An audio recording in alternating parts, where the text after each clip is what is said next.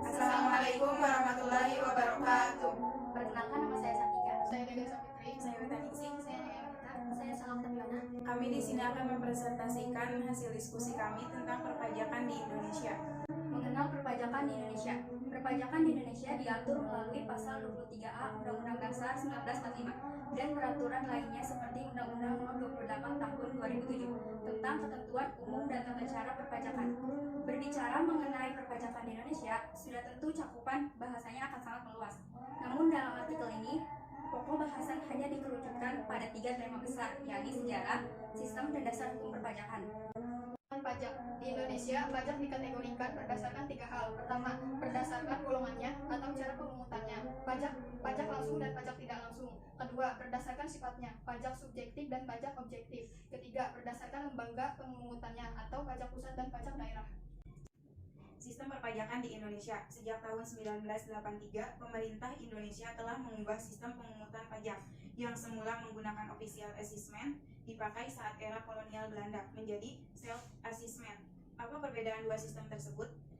Salah satu inti perbedaan dari dua sistem pemungutan pajak ini adalah wewenang menetapkan besaran pajak terutang. Jika pada official assessment, wewenang penetapan besaran pajak ada pada pemerintah, sedangkan pada self-assessment, wewenang tersebut ada pada wajib pajak. Upeti sebagai cikal bakal pajak. Di era prakolonial sebelum masuknya Belanda, pajak dikenal dengan istilah upeti. Upeti dipungut oleh raja untuk kepentingan pribadi dan operasional kerajaannya. Contohnya seperti membangun istana atau membiayai rumah tangga kerajaan. Jenis pajak yang diperlukan di era ini misalnya pajak tol dan pajak candu. Perpajakan di Indonesia pada masa Belanda. Saat Indonesia dijajah oleh Belanda, saat itulah sistem kita mengenal sistem perpajakan modern. Salah satu jenis pajak yang berlaku saat itu diantaranya pajak rumah tinggal yang diberlakukan tahun 1839 dan pajak usaha. Pemerintah kolonial Belanda juga membedakan besar tarif pajak berdasarkan kewarganegaraan wajib pajak.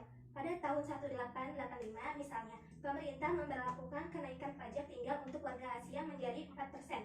Pada prakemerdekaan, penjajah Belanda dan Inggris juga telah memperkenalkan sistem pemungutan pajak yang sistematis. Asas perpajakan di Indonesia.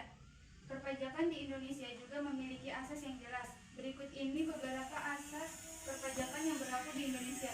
Asas finansial, asas ekonomis, asas yuridis, asas umum, dan asas sumber. Sekian dari kami, kurang lebihnya mohon maaf. Wassalamualaikum warahmatullahi wabarakatuh.